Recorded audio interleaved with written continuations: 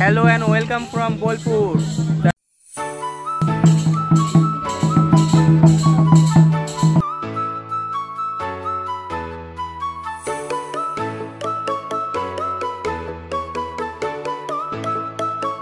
পালকিতে বউ চলে যায়, হায় রে এই যে কার বউ নিয়ে পালাচ্ছে কে আমি জানি না, কিন্তু পালকিতে বউ চলে যায়।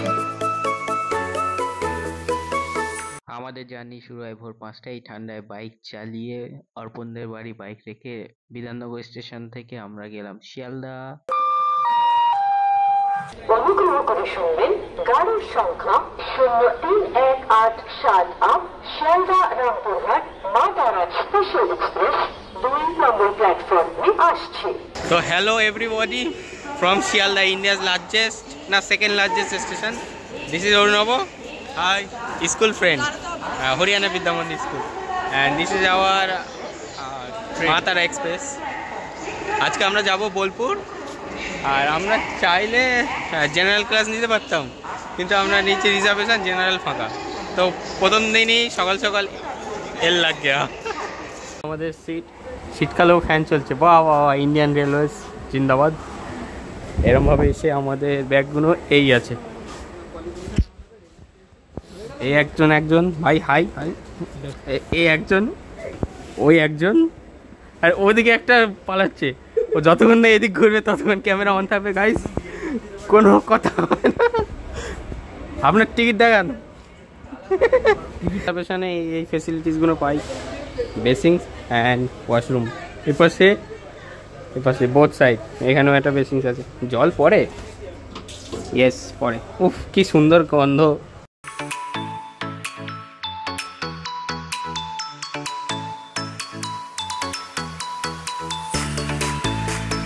8:28 বাজে, আধ ঘন্টার মধ্যে আমাদের মাতারা এক্সপ্রেস ব্যারাকপুর পেরিয়ে গেছে। এই যে একটা ক্যামেরা সাই পার্সন আছে, এই যে, আর বাকি সবাই এই যে,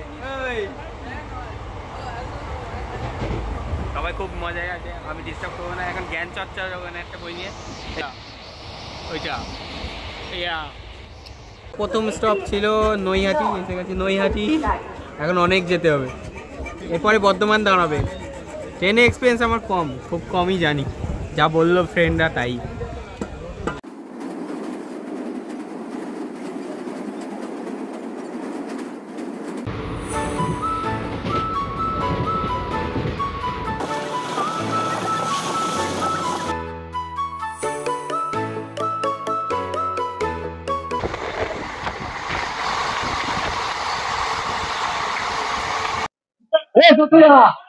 দীর্ঘ 3.5 ঘন্টা জার্নি শেষে আমরা বোলপুর এসে পৌঁছেছি। Welcome to Bolpur. এই হচ্ছে বোলপুর স্টেশনের বাইরেটা, আর এই পাশে গীতাঞ্জলি মিউজিয়ামটা আছে। আমাদের এবার ডেস্টিনেশন জানি না কোথায়, সব প্ল্যান ফ্রেন্ডরা করেছে, আমরা দেখে নেবো। আমি মজা করতে এসেছি, ওদের দায়িত্ব।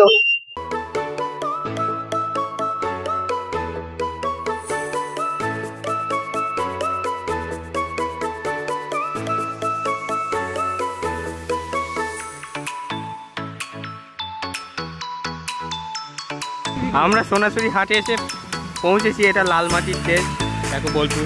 এখানে লেখা বাট, কিন্তু এটা বাট কোন অ্যাঙ্গেলে হচ্ছে বাট জানি না। Myth unsolved.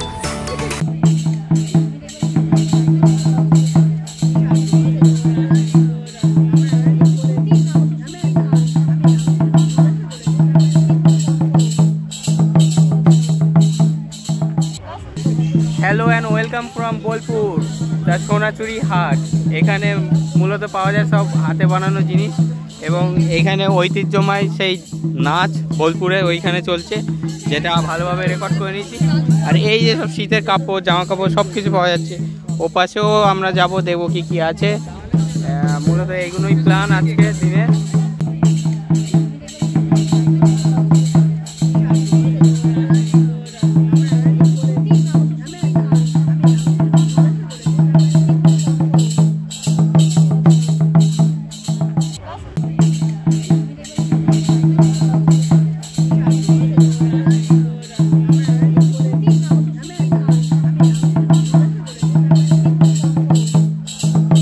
দাদুর কাছ থেকে একটা রাবড়ি আর একটা দই, এই যে অর্পণ, এই যে দুটো আমরা দেবো। কেমন রাবড়ি ফার্স্ট টাইম, দই অবশ্যই খেয়েছি। এই যে দাদুটা, দাদু দাদু এই দেখো, ও দাদু দেখা যাচ্ছে। সবারটা দিয়ে দিবি একদিন না না না তুমি আমার নিয়ে নাও হ্যাঁ এই ছেলের কাছে নেবে। আর 2 টাকা দে। তো এটা লাল মাটির দেশ, দেখো কত সুন্দর লাল লাল সব। তো গাইস এটা হচ্ছে রাবড়ি। আসলে দই আর রাবড়ির মধ্যে তফাৎ কি, দই ও দুধ দিয়ে তৈরি হয়, রাবড়িও দুধ দিয়ে তৈরি হয়, কিন্তু পাঁচেরটা কি করে রাবড়িটা একদম কড়াই লাগা লাগা হয়ে একদম ঘষা ঘষা পুরো একদম যেমন বলে না কষা কষা, ওরকম ভাবে এটা তৈরি হয়, ওই জন্য এটার দাম একটু বেশি। দইটা তো নর্মাল দুধ দিয়েই হয়, সবাই জানে। তো রাবড়ি কে কে টেস্ট করবে ভাই? আমার ছায়া দেখে কিছু হবে না, কিন্তু এটা দেখো হ্যান্ডমেড পুরো, ওগুলো মেয়েদের, সবই ম্যাক্সিমাম মেয়েদের, এইগুলো বাজানো যায়। তো এই হচ্ছে সোনা চুড়ি, চুড়ি না সরি ঝুড়ি, দুটো তফাৎ আছে, চুড়ি হাতে পড়ে আর ঝুড়ি এরমভাবে ধরে। আমি বারবার চুড়ি চুরি করছি, সোনা ঝুড়ি অ্যাকচুয়ালি, সরি গলতি হো গেয়া। আর কিছু নেই তো, বাট ওই যে শেষ আর লম্বু গাছের মাঝখানে সব। তো নামটা জায়গাটা শান্তিনিকেতন, তার কারণ জায়গাতে শান্তি আছে ভাই, ঠান্ডা ঠান্ডা কুল কুল, বেশ সুন্দর, মন বসবে, ওই জন্যই রবীন্দ্রনাথ এই জায়গাটা সিলেক্ট করেছে বেসিক্যালি। এখনও তো আমরা ক্যাম্পাসে যাইনি, ক্যাম্পাসে আরও সুন্দর অবশ্যই হবে, পড়াশোনার এনভায়রনমেন্ট আছে, শহরের মতো না টি ট্যা টু।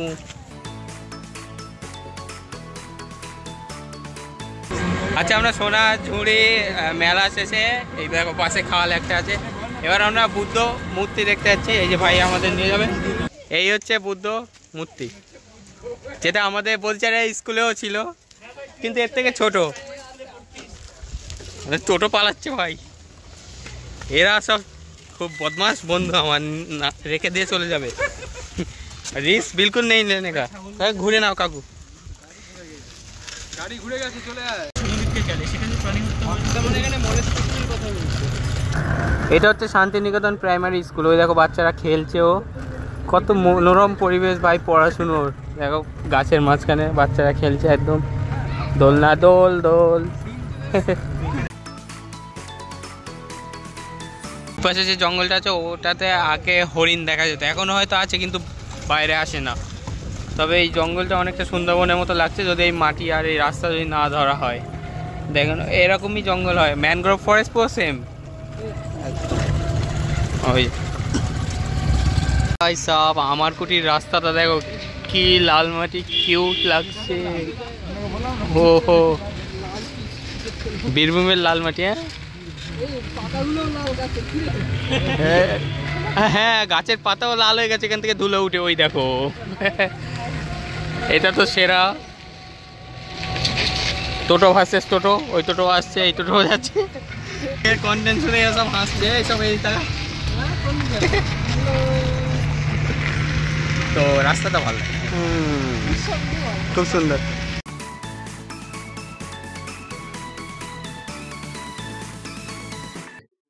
এটা দেখুন একটা ব্যাগ, যেটা কবিগুরু রবীন্দ্রনাথ ঠাকুর ব্যবহার করতে, এরকম ধরনের ব্যাগ। তো এটাতে দামও খুব রিজনেবল, 294 আছে আমার কুটিতে। তো এখানে রবীন্দ্রনাথ ঠাকুরের একটা মূর্তিও আঁকা আছে, সুন্দর করে ডিজাইন, বেশ কিউট লেগেছে, খারাপ না। পাশে গাড়িটা দেখো, এটা কিন্তু পুরো দিয়ে তৈরি, বিয়ারিং টিয়ারিং নাট, ওজন আছে, কিন্তু এটা কিন্তু একটা রড, 0.5 mm এর রড, খুব সুন্দর। এখানেও আছে, এগুলো প্রাইস ওই 294, সব সেম প্রাইস। তো বেসিক্যালি দিস ইজ আমার সোসাইটি, যেটা শোরুম। এখানে ভিতরে দেখলেন ক্যামেরা অ্যালাউড ছিল না, কিন্তু একটা দাদা বললো হ্যাঁ করতে পারো, সমস্যা নেই, জিনিসের তুলবেন তো কি হয়েছে, এরকম বললো বলে করলাম। তো আমাদের ফ্রেন্ড শপ কোথায় দেখতে হবে। আর পুরোটাই লাল মাটি, এটাই ভাল লাগছে, এটা খুব সুন্দর পরিবেশ আছে থাকা এবং পড়াশোনার পক্ষে একদম পারফেক্ট এরিয়া। আমাদের বাড়িও যদিও পিন্ড অফ সাইলেন্স, তো আমি ফিল করতে পারছি why Rabindranath choose this place, this fabulous পিন্ড অফ সাইলেন্স। আমি যদি চুপ হয়ে যাই পুরো চুপ। আমরা ঘুরতে ঘুরতে অমরতলি সোসাইটিতে ওই শোরুম দেখার পর শেষের দিকে এসছে, এখানে যে নদী, এটা কিন্তু একটা নদী, এটা দেখে খাল মনে হলে ভুল ভাবা হবে, এটা কোপাই নদী অ্যাকচুয়ালি। এই কেড়ে কি ফেলছে দেখা যাচ্ছে, সাপ বেরোবে, কিন্তু এটা নদী এবং খুব নিট অ্যান্ড ক্লিন, এত লোকজন আছে কিন্তু তবুও নিট অ্যান্ড ক্লিন রেখেছে, এটাই ভালো লাগছে। আর পরিবেশটা খুবই মনোরম, ন্যাচারাল কমপ্লিটলি। ওপাশে একটা শ্মশান আছে, এরা বলছে, আমি যাইনি, তো যাওয়ার দরকারও নেই। শ্মশান বলে কথা ভাই, রিস্ক বিলকুল নেই লেনে কা। বাচ্চা ছেলে, সবে ছোট ছোট গোপদারি হয়েছে, তো এনজয় করতে এসেছি। পরের ডেস্টিনেশনে গিয়ে দেখা হচ্ছে। তো এই হচ্ছে আমার বন্ধু, ওদের কথা শুনে দেখতে আসলাম। হ্যাঁ, এটা শ্মশানই। এই যে এখনো পোড়া কাঠ পড়ে আছে, আর ওই জায়গাটায় পোড়ায়। সত্যি সত্যি শ্মশান এটা, তো রিস্ক না নিয়ে ভাই চলে যাওয়া ভালো। আর এখানে গেটটা হচ্ছে শেষ যাত্রার গেট মনে হয়। আর আর বাকি দুটো ভয়তে পালিয়েছে, সাহস কম যাদের। আমাদের পরের ডেস্টিনেশন রাজবাড়ি। এটা শান্তিনিকেতন রাজবাড়ি আসলে। এখান দিয়ে ঢুকতে হবে, তো দেখতে হবে ওরা সব ঢুকে গেছে। রাজবাড়িতে আছে কি কি, বাড়িগুলো বেসিক্যালি এরকমই হয়, চারিদিক দিয়ে ঘেরা থাকে। ওটা এন্ট্রি এটা। আর এই জায়গাটায় রাজা বসতো তখনকার কালে। আর এটা খুব সুন্দর, চারিদিক দিয়ে একদম সেম দেখতে। এপাশে একটা এক্সিট আছে, ওই একটা এক্সিট আছে, আর এক্সিট দেখতে। তো এরকমই হয় আর কি রাজাদের বাড়িগুলো। সুন্দর, খারাপ না। আমার একটা এরকম বাড়ি ড্রিম আছে। এখানে আমাদের 99 বয় ছবি তুলছে, দেখো। এই যে কি ভাব, ভাবটা দেখে না, ও মানে সেরা। তো গাইস, এইটা দেখুন কত সুন্দর। এইখানে আছে সবকিছু সাজানো কত দারুণ ভাবে। আর এই যে মূর্তি, টিয়া পাখি, এগুলো একদম পুরো এন্ট্রিটাকে মাস্ট বানিয়ে রেখেছে ভাই। এন্ট্রি দেখা, এই যে এপাশে। আর লাল মাটি তো সবসময় আছেই, লাল মাটি। আর এপাশে একটা, এটা অ্যাকচুয়ালি একটা পার্ক, যেটা পার হেড কত করে নিয়েছে ভাই? 20 টাকা করে পার হেড। স্কুল চিলড্রেনদের 10 আছে, আমরা কলেজ চিলড্রেন, হবে না। তো আমরা এখন এই পাশটা যাই প্রথমে। অনেক সুন্দর বানিয়ে রেখেছে, মানে একদিনের জন্য one of the best place in West Bengal, Bolpur, যেটা ঐতিহ্যময় একটা শহর। মানে এখানে একটা বুদ্ধা মূর্তিও আছে এখানে, যেটা গোল্ডেন কালারের। এটা এটা হচ্ছে চদর বদর, এই দেখো, দেখছো? চদর বদর, চদর চদর বদর বদর।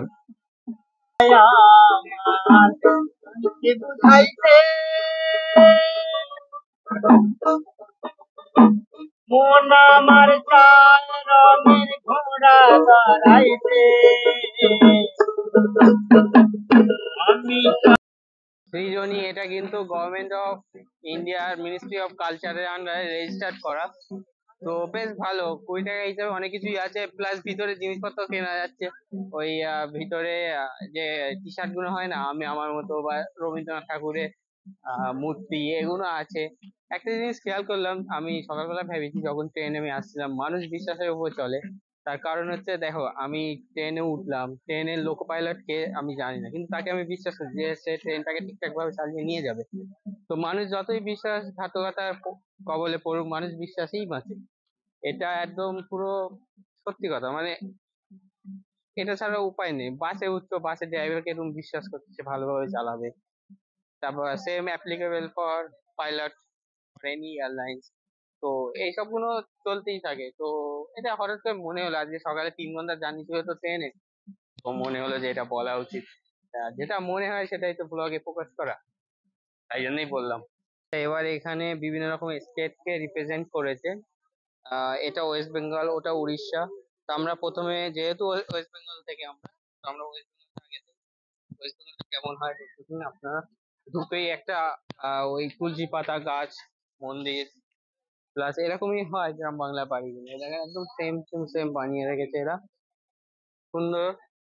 এর মধ্যে please remove your shoes to enter আছে, এন্টার করবো না, কিন্তু এখান থেকে দেখা যাচ্ছে কি আছে। এই পাশে দেখেন কোনটা কি সেটা বোঝা যাচ্ছে না, ছবি তুলছে আবার। এপাশে এই যে সেমই আছে, দুটো হাতি রাখা আছে, আর কাঠের কিছু জিনিসপত্র। এখানে রিমুভেবল শুজ আছে, কিন্তু কেউ জুতো খুলছে না। এটা এমন আছে, এই দেখুন।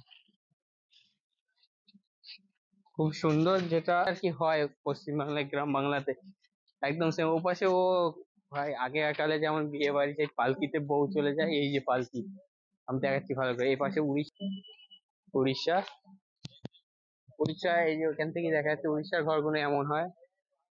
আর এই যে পালকি, পালকিতে বউ আছে একটা, এই দেখো বউ হাসছে, বউটা দেখো কি কিউট হাসছে। কার বউটা কি জানি। এটা হচ্ছে নোবেল জয়ী অমর্ত্য সেন এর বাড়ি, এই হচ্ছে অমর্ত্য সেনের বাড়ি, এটা।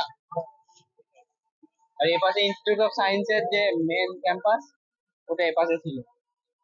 পরিবেশটা দেখুন কত সুন্দর, কোনো আওয়াজ নেই, কোনো পলিউশন নেই, গ্রিনারি। পড়াশোনা কেন হবে না, সত্যি পড়াশোনার এলাকা। ওই জন্যই রবীন্দ্রনাথ এই জায়গাটায় সিলেক্ট করেছে। এখন আমরা মেন ক্যাম্পাস যেটা বিশ্বভারতী, সেটাতে যাচ্ছি, তাই তো? বিশ্বভারতী যাচ্ছি। তো শান্তিনিকেতনের সব স্টুডেন্ট এই যে এরা। আর আমলাম শান্তিনিকেতন ক্যাম্পাস, পুরো লাল মাটি একদম, এইরকম কত সুন্দর। এটাই হচ্ছে ক্যাম্পাস, নো হর্ন জোন করে রেখেছে। হেরিটেজ কমপ্লেক্স অ্যাকচুয়ালি, কত সুন্দর এলাকা সত্যি।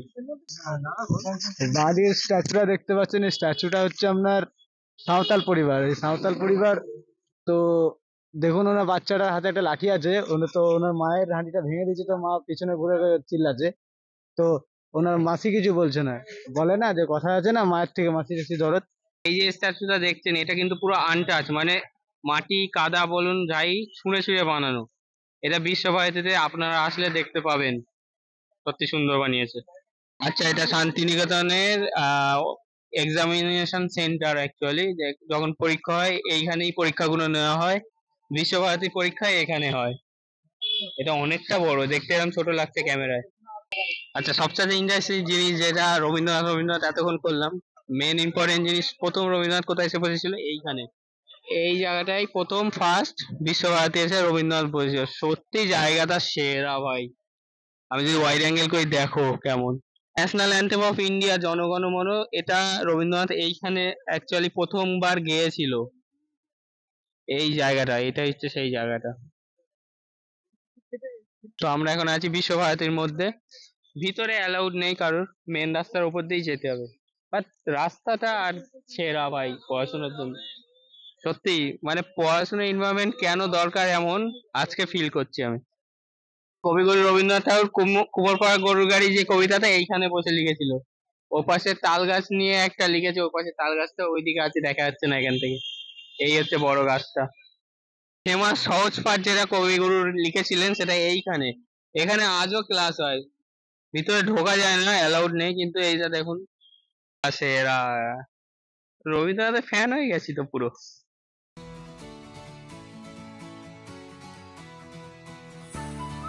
ও বর্তমানে আমি বোলপুর স্টেশনে আবার চলে এসেছি, আমি না একা, আমার বন্ধুরাও আছে ওপাশে বসে।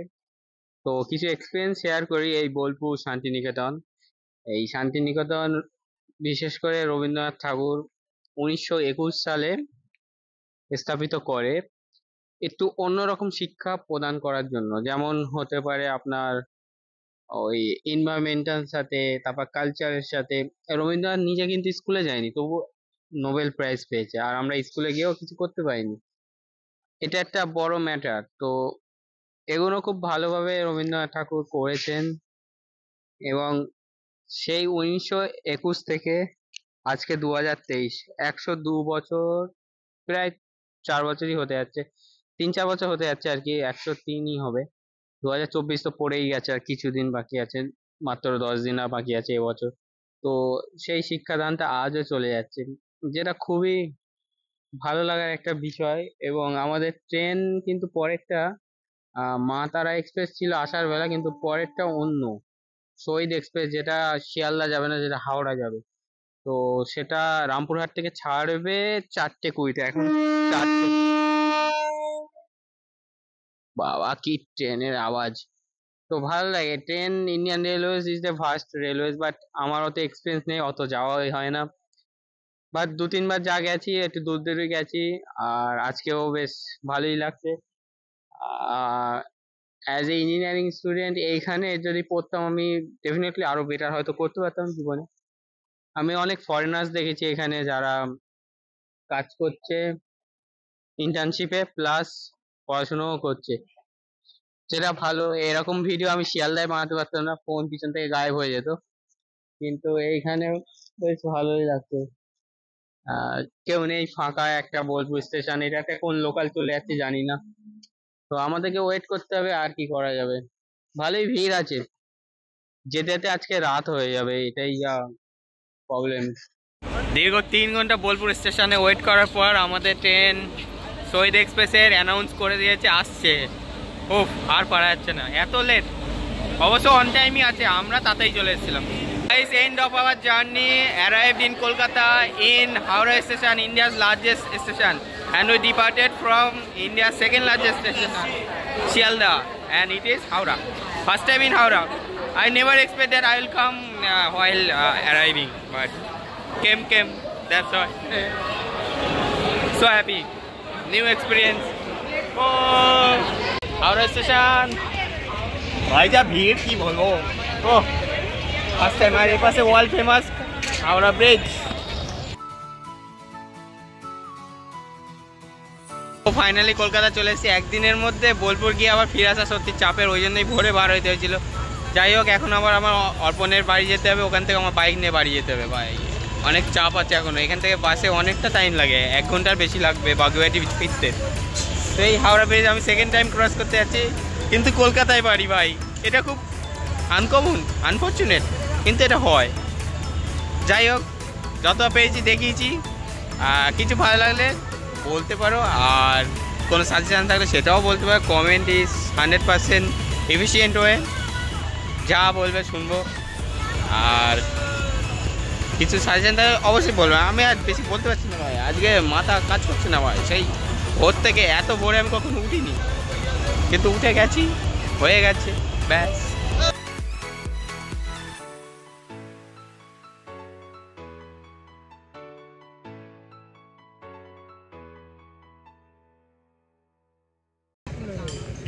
আমি দেখি গাড়ির সিট দেখা যাচ্ছে।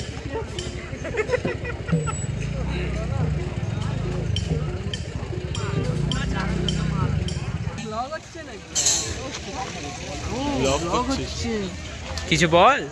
আরে ভাই বলেই দিল।